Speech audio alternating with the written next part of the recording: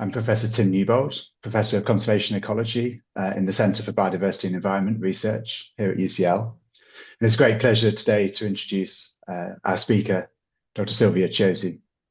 Silvia is a research fellow, also here in the Centre for Biodiversity and Environment Research at UCL. And her research interests are around understanding, quantifying, and improving the trade-offs between human activities and ecosystems. Silvia previously worked on a project quantifying the biodiversity impacts of agricultural trade as part of a large multi-million-pound trade hub project. And now she's working on the Wellcome Trust-funded Sustainable and Healthy Food System South Africa project, in which she researches how ecosystem services impact human health through food systems in Southern Africa. Before we begin, just to let you know that there'll be some time at the end of today's lecture for questions, and these can be submitted at any time during the talk using Slido. If you go to Slido on your web browser and enter the event code #yields. I'll now hand over to Silvia to give her talk. Thank you very much, Tim, and thank you everyone who is here today. It's a great pleasure to present to you some of my work. So let me share my slides. So more land or higher yields. Why do we even have to ask this question? Well, demand for agricultural products is increasing, and here on the slides, on the y-axis, we have different yields. We have different years, and on the x-axis, we have human population size. As you can see from the 1950s, human population has continued to grow, and so we're somewhere here. And this includes also median projections for the future until the year 2100 in terms of human population. So we're expected to grow in terms of human population and maybe level off around 10 billion people. So that is one of the biggest drivers of demand for agricultural products, to work together with just increases in demand and increasing in the amount of calories that each person consumes in the world. So since 1961 until today, the average calories consumed by person have grown everywhere, including in high-income countries. So these are the ultimate drivers of increasing agricultural demand, and of course we can discuss of how exactly to address this ultimate drivers. However, that is outside of the scope of this presentation. So we're going to take these trends at face value and understand how we can respond to this increasing demand for agricultural products.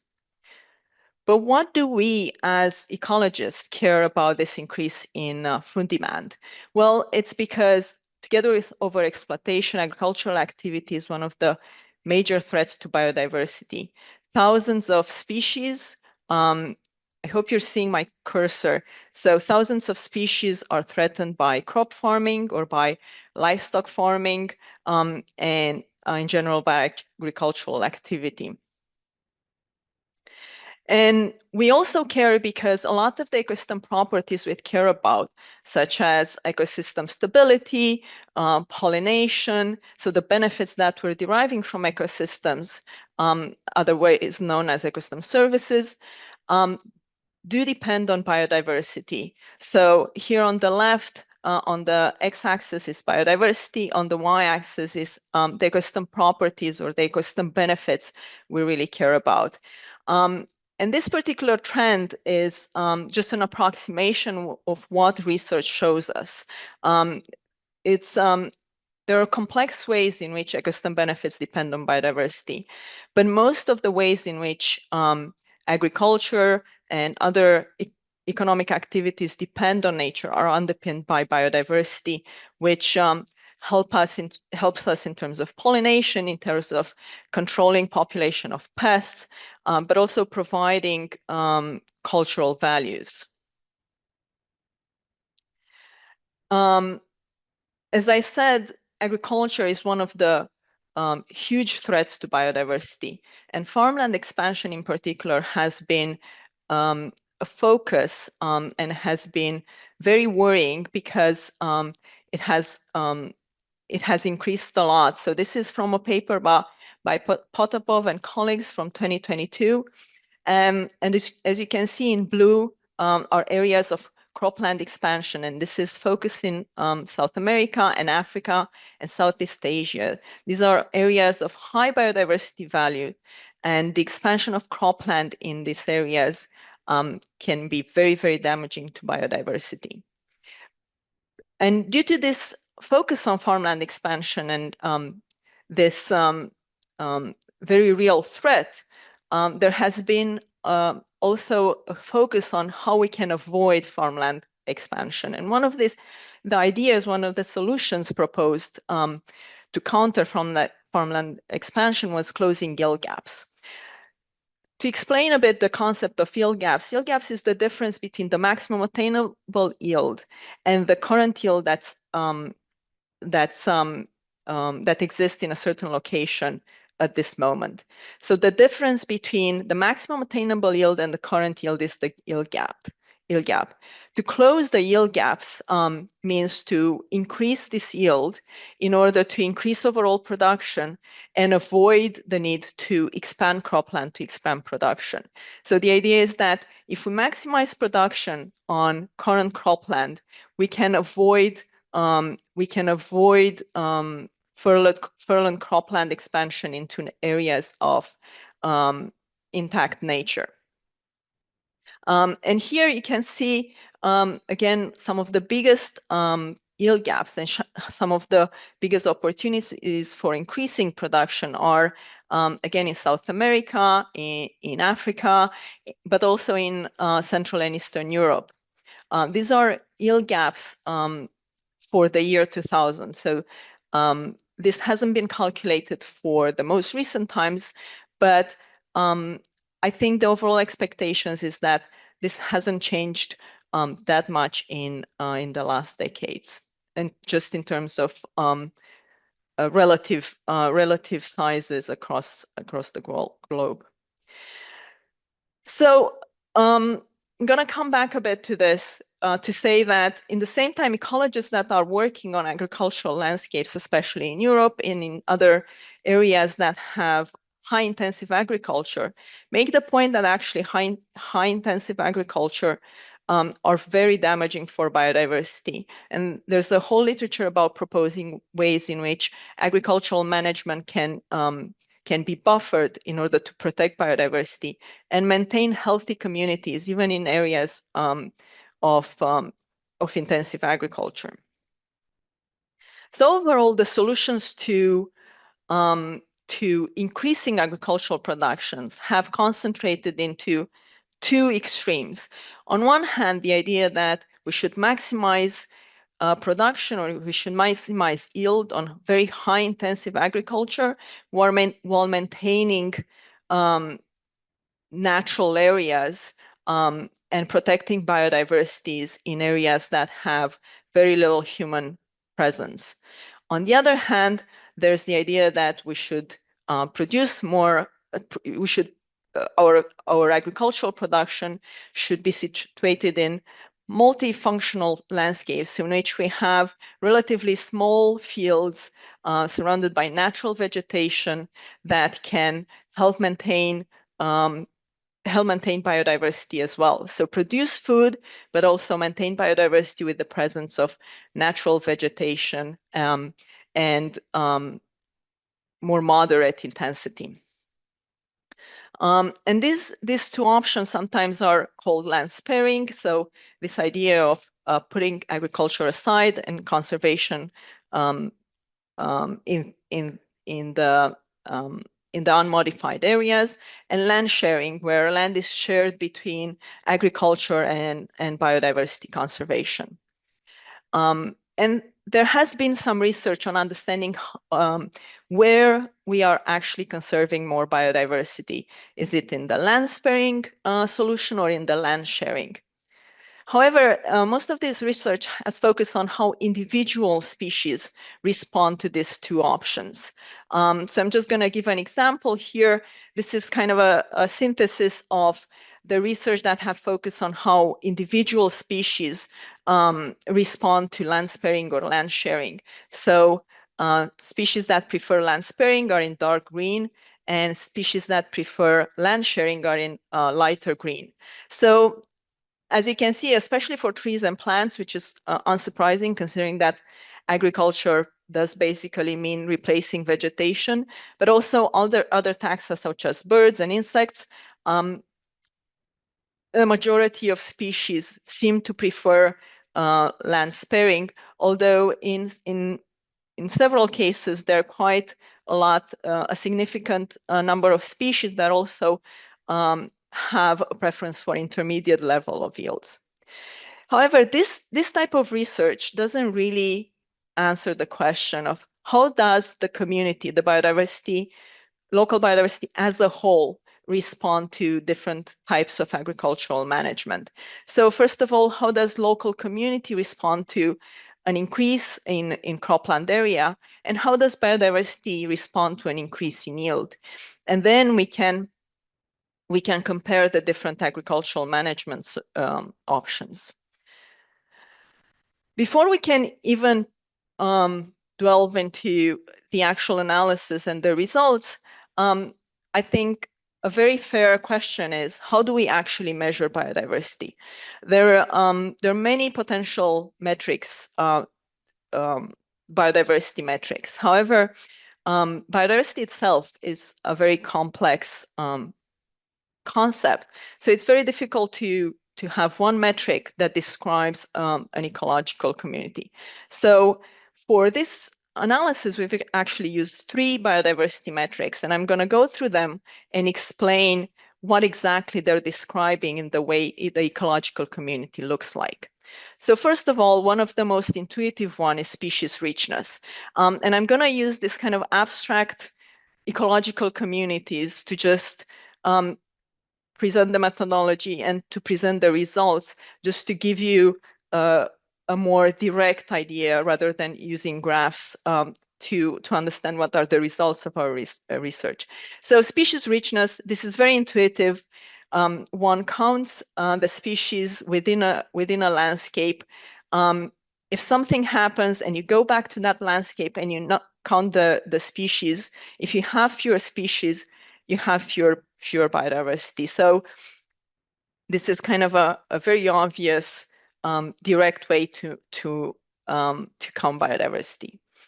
However, species don't exist on their own. Species have abundances. So another way to characterize an ecological communities is looking at total abundance. So for example, looking at all the individuals of all the species in a community.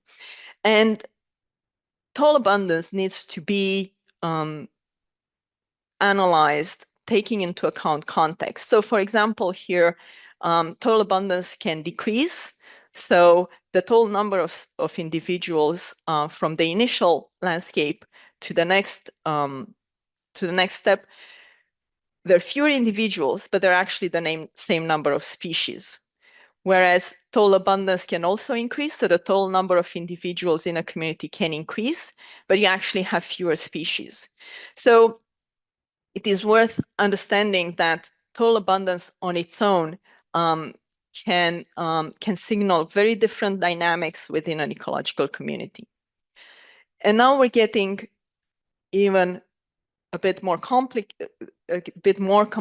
in characterizing an ecological community, because we don't care only about what species, we don't care only about how many species and how many individuals we have in an ecological community. We also care from a conservation point of view in which we care about which species are in the community. So here I kind of simplified this, and I separated species into 2 groups, narrow range species and widespread species. But in reality, there is a continuum of species ranges. So here in green, I have narrow range species. In general, narrow-range species, from a conservation point of view, are considered more vulnerable to environmental change. They have a smaller territory in which they can have gene flow, in which they can go if there are environmental changes. They're usually, as I said, more vulnerable. They can have lower abundances. On the other hand, widespread species, if they're widespread on a larger territory, that means they're less vulnerable to environmental changes. They probably have higher abundances, yeah, they're in general more generalist. Again, this is a range of range sizes. They're not two categories. I just simplified here to explain what happens to ecological communities in different agricultural management scenarios. So the metric here, it's pool is called abundance weighted average rain size. I'm going to refer to it as average rain size from now on. But basically, you have to understand this as an average rain size for all the individuals within a community. So if the community has relatively more narrow range species, the average range size is going to be smaller. If the community has on average more widespread species, then the average range size is going to be larger. So the average range size can increase. For example, if individuals of narrow range species are disappearing from the community. But the average range size can also, increase if there's no change in the narrow range species, but there's an increase in the widespread species. Similarly, average range size can decrease, although there's no change in widespread species, but there's an increase in abundance in the narrow range species.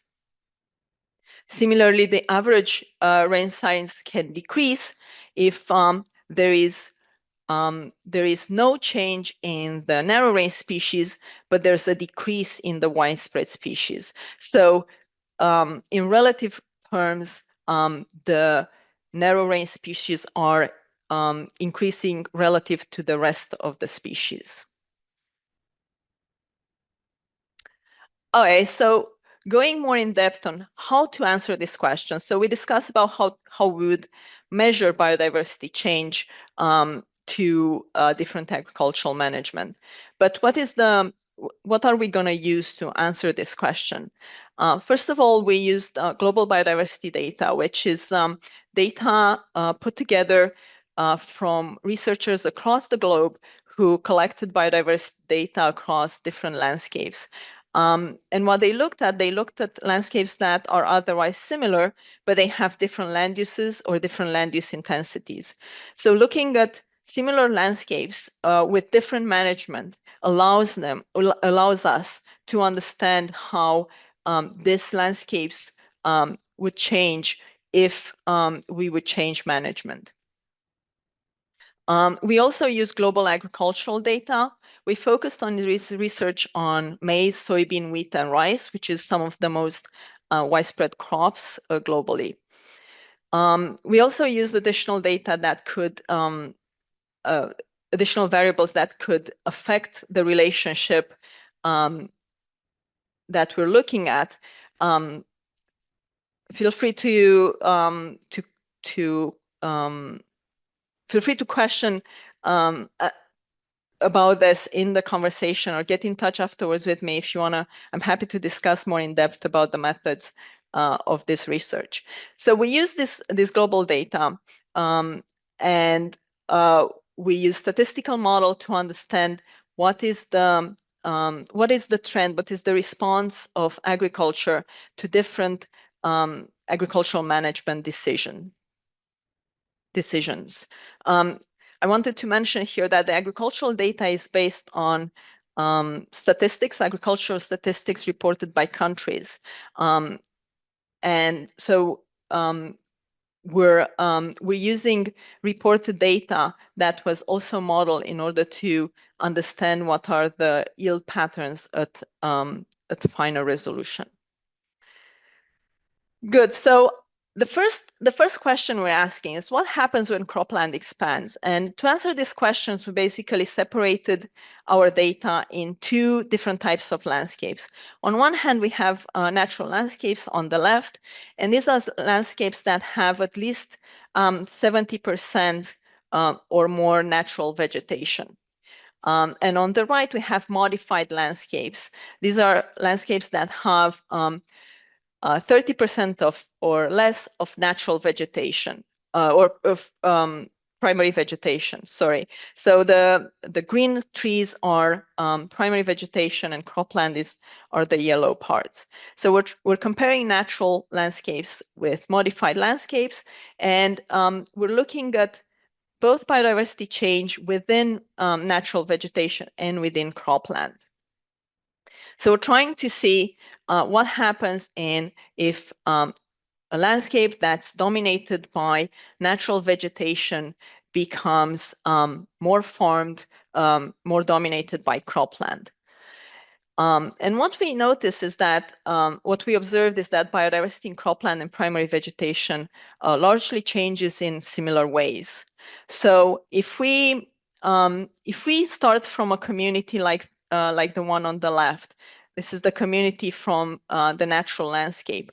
If the landscape becomes more dominated by agriculture, what we notice is a decrease in species richness, a decrease in abundance. I'm sorry, this is wrong.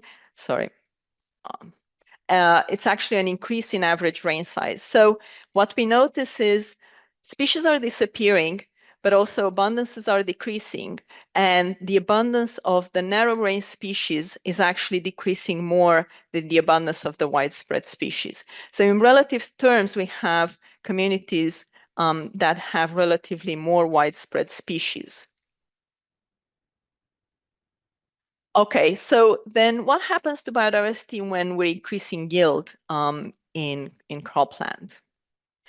We discovered that biodiversity change depends on the crop we're looking at the percentage of natural vegetation, and the geographic region. Here I'm going to focus on geographic region. Again, I'm happy to discuss the other ones in the discussion afterwards, or if you want to get in touch afterwards to discuss the details of the other results. But I'm going to focus here on the geographic region and how does yield increases changes biodiversity in different global regions. And we've divided our data into tropical and non-tropical areas. So first, what happens in the tropical areas? Starting from a community like this, we notice that species richness decreases. So we're losing species from the community. However, abundance increases. So we actually have more individuals as yield increases in agricultural landscapes. But because it is widespread species that are increasing, we're also seeing an increase in average range size. I feel I haven't been clear enough about the average range size. In terms of conservation value, we actually prefer a lower range size because that means the more vulnerable species are able to survive in a community. If the average range size increases, that means the widespread species become relatively more dominant in a community. So what happens in tropical areas when yield increases is that we're losing species, the overall total abundance increases, and relatively the widespread species are doing better than the narrow range, more vulnerable ones. And just to give an example from the literature, this on the y-axis here, it is not abundance, but it's community composition, and these are different levels of intensity of coffee production.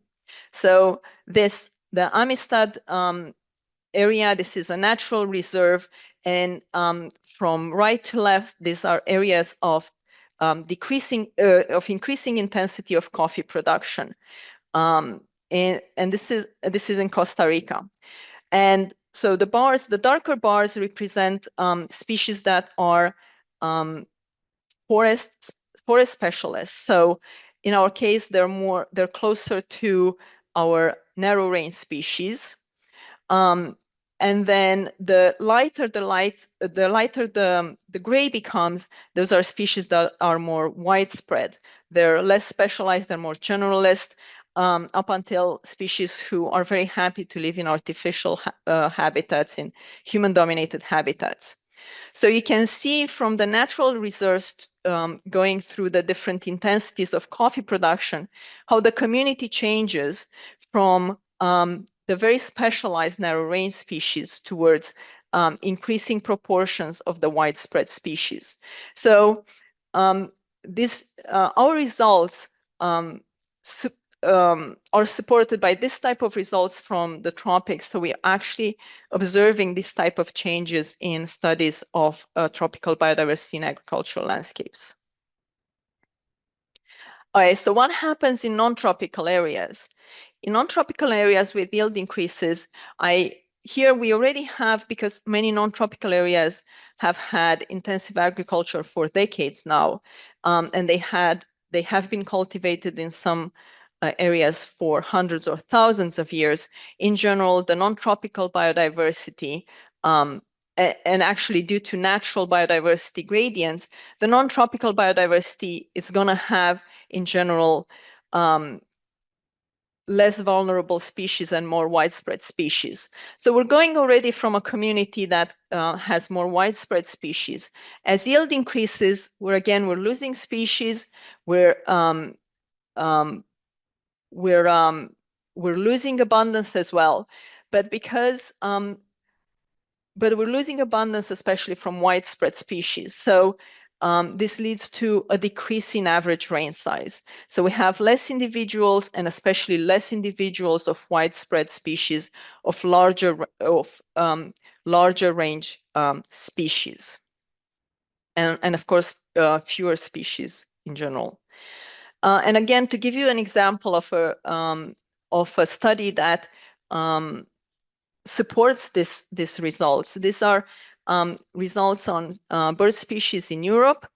On the left hand are rarer birds. These are not particular rare birds. They're just birds that have lower abundances in Europe. And on the right hand are very common birds. So this is the gray heron and reed warbler. And as you can see, the rarer birds actually are stable or even a bit increasing in Europe, whereas the very common widespread species are decreasing in the last decades. So as also our results suggested, it is the most widespread species that are losing abundance in the most in non-tropical areas. So we're losing species and abundance, and especially the abundance of the widest spread species. So again, coming back to this this concept of closing yield gaps, how is biodiversity going to change if we are increasing yields from current levels to the maximum attainable levels? So what we observe is a strong biodiversity impacts of closing yield gaps. In terms of species richness, a lot of species will lose species. However, in terms of abundance, in the tropics, we're going to actually observe an increase in abundance and a decrease in abundance in non-tropical areas. In terms of average rain size, because the most widespread species are gonna increase in the tropics, we see a large increase in average rain size. So a large increase in widespread species compared to more vulnerable narrow range species. So again, to summarize again, from the tropics, we're gonna many of the narrow range species are gonna replace by individuals from more widespread species, and in non-tropical areas, many of the widespread species and widespread individuals are likely to disappear with higher yields, together with decreases in species richness. So, coming back to the main question of this talk, more land or higher yields? How would we get higher agricultural production in agricultural landscape? We chose an arbitrary amount of 1% increase. This doesn't suggest in any way that we need only a 1% increase in agricultural production. It's just an arbitrary number to compare the trends in increasing yield versus increasing cropland, and what is the best solution for biodiversity. Unfortunately, it would be great if we'd have one solution that would be applied everywhere. But the answer is that it depends. It very much depends. And across the globe, there are certain areas where intensification would have a better biodiversity outcome, and other areas in which expansion would be better for biodiversity. So here I chose two of the four crops to present results for. Here on the left are species richness, in the middle total abundance, and on the right is average rain size. And as you can see for maize, for example, expansion actually seems to be a bit better in the non-tropical areas, whereas intensification seems to be a better solution in the tropics. But there's a real mosaic in, although there are some geographic region patterns, there's a real mosaic in which solution is best for different locations. And this is because biodiversity really depends on a lot of other other elements of the landscape, such as how long agriculture has been in a certain place, how long has human population been there, the amount of natural vegetation in the landscape, and other elements that can really influence the ultimate outcome to cropland expansion and yield increases. So more land or higher yields, as we said, it depends, but there are clear tropical and non-tropical patterns. And again, that might very well be because of the different histories of human occupation and the different histories of agriculture. And this difference in histories and in conditions means that we don't have one single answer, although it would be useful to be able to provide one solution for every location. But what is clear is that we need multiple biodiversity metrics to understand and capture how communities change. As we saw, the different dynamics in metrics can indicate very different changes in how communities actually change. Nevertheless, it is important to stop farmland expansion into new landscapes. One important point I should make about this comparison between higher yields and more expansion is that we only looked in landscapes in which farmland is already present. It is clear that once farmland expands into new landscapes, there's a serious decrease and a serious biodiversity cost. So what we're discussing here is expansion within landscapes in which agriculture is already existing. An expansion into completely new landscapes is likely to come at very strong biodiversity costs. But ultimately, closing yield gaps would have a bigger biodiversity impact than thought. And I think so far it has been considered a no biodiversity cost solution. But I think it shows, our analysis shows that it would come at a serious biodiversity cost. It is also important to understand that we're looking at a snapshot of agriculture right now. And a lot of the yields in the tropical areas, for example, are relatively smaller than the yields in the non-tropical areas. So it is possible that we're also underestimating the biodiversity cost in tropical areas because we are not observing right now the highest yields that could be achieved in tropical areas. So in any research, it's important to keep in mind also the limitations and the limitations of the data that we have. So this were the results I wanted to present. A much more complete discussion of these results is available in our paper that was published in Nature, Ecology, and Evolution last year. And I wanted to acknowledge my co-authors, David Leclerc and Tim Newbold, and Trade Development and the Environment Hub. And please get in touch with any questions or any clarifications at my email here. Thank you very much. Thank you, Silvia. That was great. So we've got a few questions coming in already on the Slido, but just a reminder for everybody else that you can use the QR code shown on Silvia's slide here to join the Slido Q&A for today's session. You can also just go to the Slido webpage and enter the code for this event, which is #yields. Yeah, I will start asking some of the questions that we have already, and then we'll see how far we get through. So first question, Silvia, that's here on the slide. So, is there actually that much unused but potentially productive cropland that we could expand into? Yes, I think there is. I think there are different levels of productivity, and I think that is another thing to keep in mind when understanding these results. It's very likely that the cropland that exists already takes advantage of the most productive areas and the most productive cropland. So expansion, yes, there are areas in which cropland can expand. It is very likely that this expansion is into areas that are probably less productive.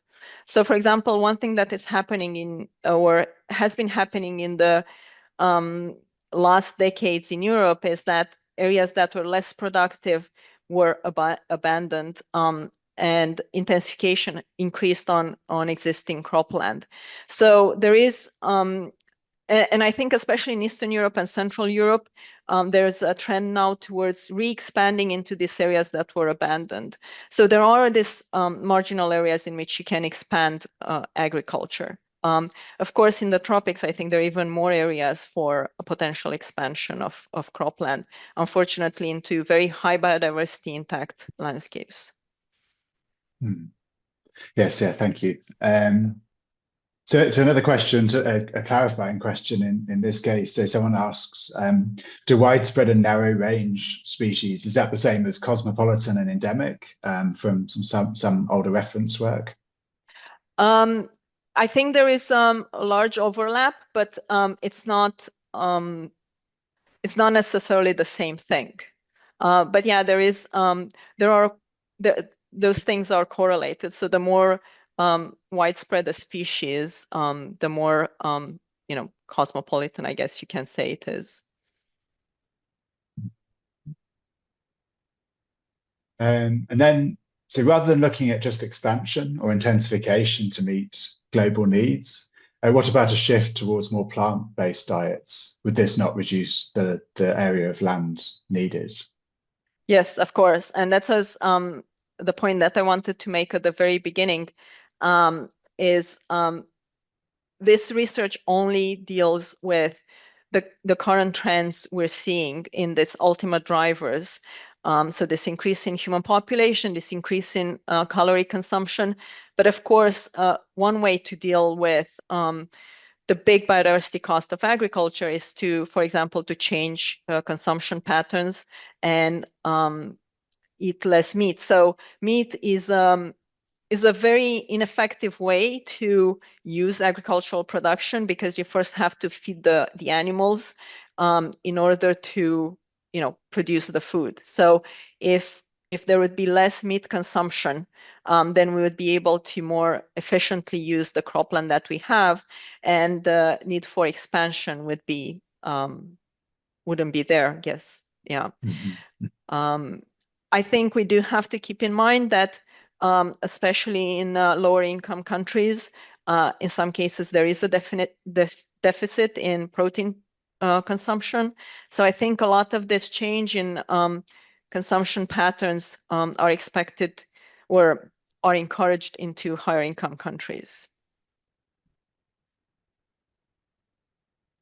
And so then, yeah, someone asks, what's the possible pathway that leads to a reduction of widespread species and an increase of narrow range species when yields increase in non-tropical areas? In non-tropical areas, I think the narrow range species that would increase would probably be in nature reserves.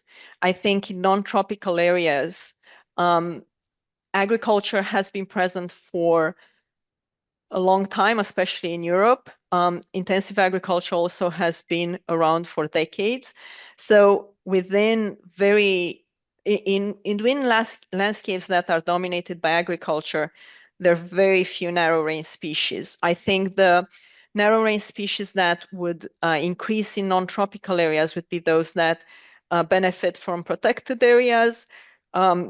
For example, those that benefit from increasing forest cover that we've seen in Europe, for example, in the last decades.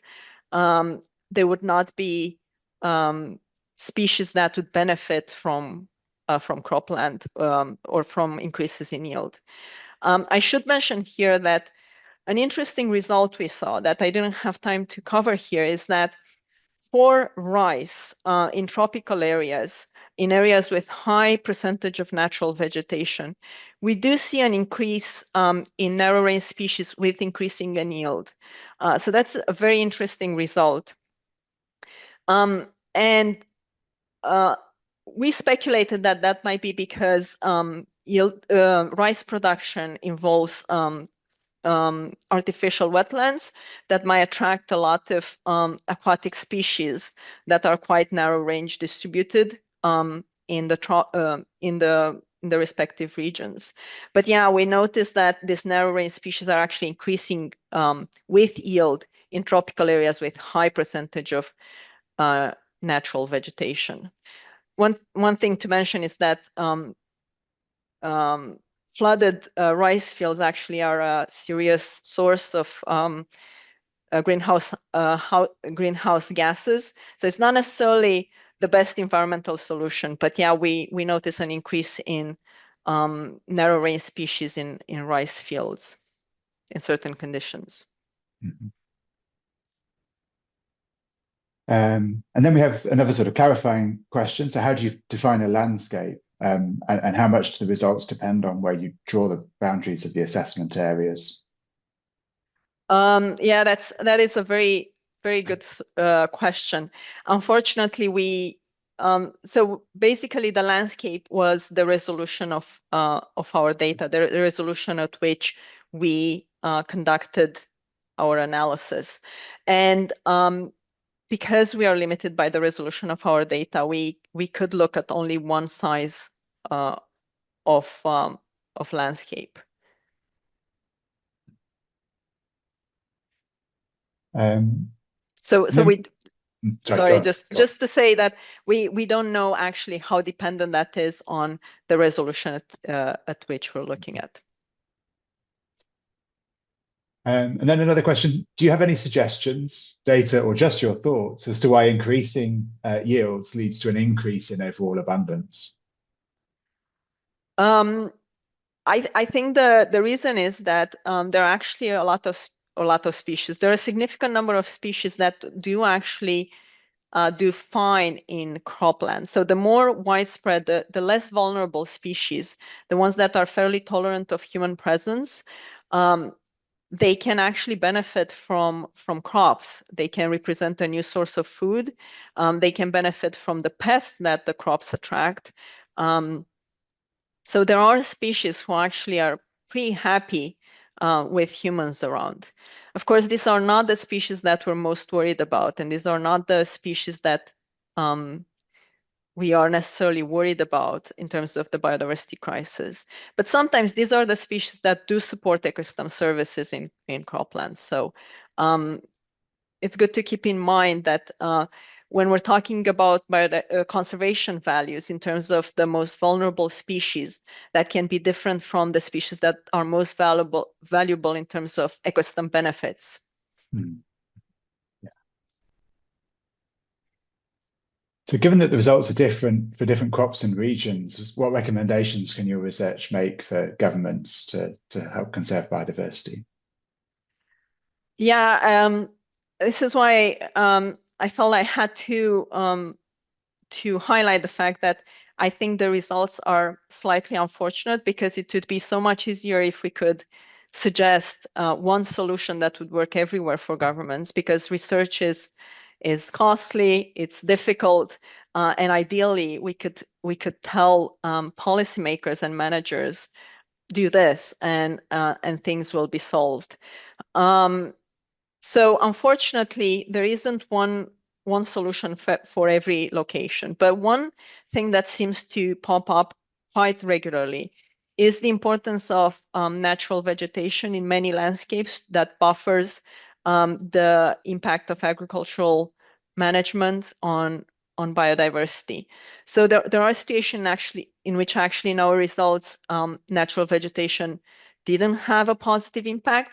But for most crops, for 3 of our 4 crops, natural vegetation had a positive impact in buffering the impact of agricultural management on biodiversity. So maintaining some strips of natural vegetation in landscapes can be very positive for certain taxa. Mm. I also think, based on the results, my intuition is that probably in very high intensity agricultural areas, in areas like Europe, North America, we're probably reaching a level of intensification that's detrimental to even the most widespread resistant species. So maybe this is a moment in which that needs to be moderated. Whereas probably in areas in the global south, probably there is much more space to increase intensification, increase yield without too much biodiversity damage. So what role do discussions around monoculture versus polyculture farming have in discussions around impacts on biodiversity? Yeah, I think on this, there are studies that show actually conflicting results. So I think this is another case in which I'm not sure there is a one fits all solution. So in some cases, some studies suggest that diversity of crops is good for biodiversity. In other cases, so in other studies have shown there's no effect, or maybe even a negative effect in some cases. So I guess in some regions it can work, but I don't think we understand very clearly when and why. Hmm.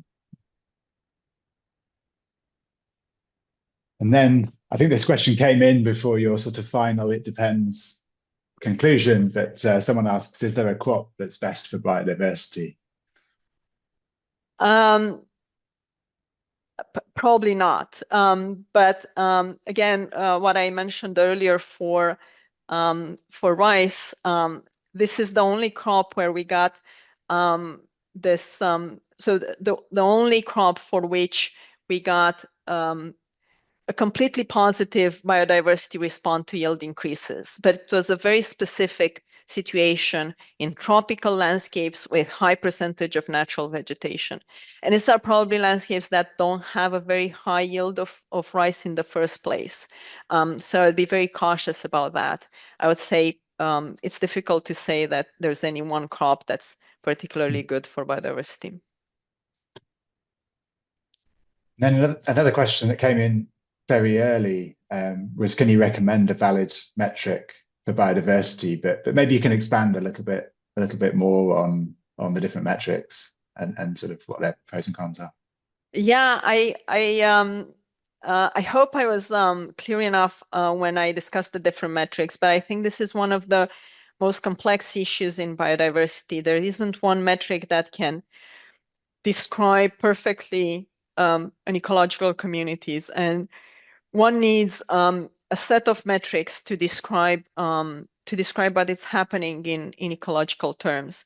So I think it's important to look both at species richness, but also at abundance and at exactly which species you have in a certain community, because as I mentioned before, there are species who are actually very happy to be in human modified landscapes, but these are not the most vulnerable species and the species that we're most worried from a conservation point of view. So yeah, I would say there isn't one metric that covers everything. I think a set of metrics is the best approach, if possible. Of course, it's very difficult. One of the challenges in ecological studies is lack of data and just how difficult it is to collect this data. Mhm. And then someone asks, do these results tell us how the benefits of biodiversity to food production change with yield increases? No, unfortunately not. And that's because I think one of the major questions in ecology at the moment is just to understand a bit better how ecosystem benefits depend on biodiversity. So we can say something about how biodiversity changes with different agricultural management choices, but we can't say yet much about how ecosystem benefits or ecosystem services or functions change with this biodiversity change. I think we know more about some services such as pollination, but still our knowledge is quite limited on that.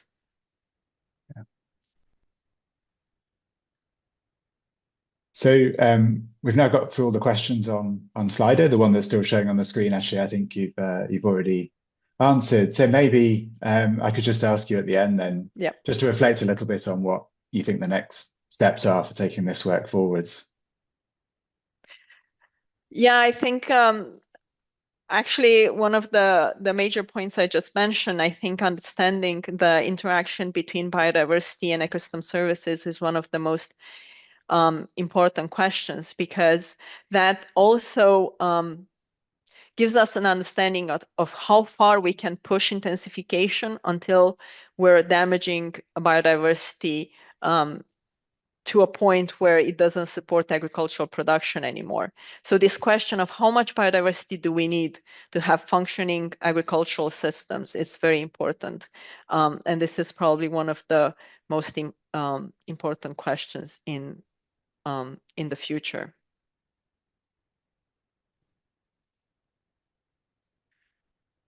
So we've got through all the questions now. So on the final slide of Silvia's presentation, there's another QR code, and that will take you to a feedback form. It should only take 2 minutes. It's a multiple choice survey, but it really helps to improve these sorts of events. So please do fill in that feedback form, which should be coming up now. So this feedback form there. And while you're starting to fill out that form, this is just to let you know that the next lunch hour lecture will be on the 20th of January at the same time of 1 p.m. And this lecture will be on language translation for medical care. And then I think all that remains is to say thank you very much to Silvia for a really interesting presentation and a very stimulating discussion that followed. And thank you all for joining today. And I think we can close the event there. Hopefully everyone's had a chance to scan that QR code. Thank you very much. Thank you, Tim.